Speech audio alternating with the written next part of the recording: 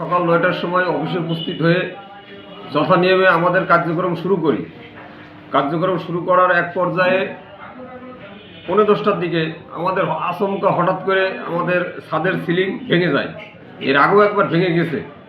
আমরা আমাদের ঊর্ধ্বতন কর্তৃপক্ষকে জানিয়েছি এর আগে। এই জানানোর ফলেও আমরা কোনো সুরাহা পাই নাই। এই জন্য আমরা খুবই আতঙ্কিত, যাতে কর্তৃপক্ষ দ্রুত আমাদের এখান থেকে সরানোর জন্য পদক্ষেপ গ্রহণ করে, আমরা সেইটা কামনা করছি।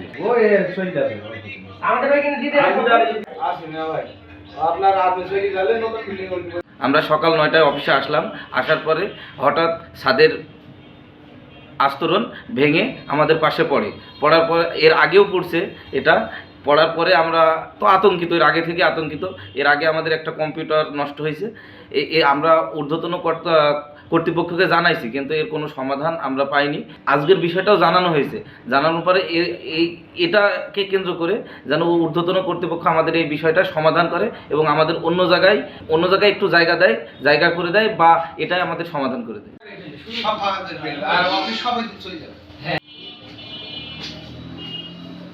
এই ছাদের দেওয়ালটা ভেঙে যায়, ছাদের মানে একটা অংশ পড়ে যায়, কিন্তু আমরা একটু সাইডে থাকি, টেবিলের পাশে পড়ে, এবং আমরা শারীরিকভাবে মানে কেউই হতাহত হয়নি, কিন্তু আমরা এটা নিয়ে আতঙ্কিত। এটা ২-৩ মাস আগেও এরকম একটা অংশ ছাদের ভেঙে পড়ে যায়।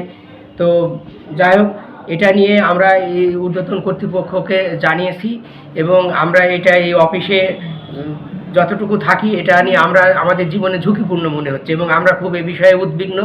ইনকাম হবে এখানে। এটা তো কর্তৃপক্ষের বিষয় ভাই, এটা তো সরকারি বিষয়, এটা তো ব্যক্তিগত।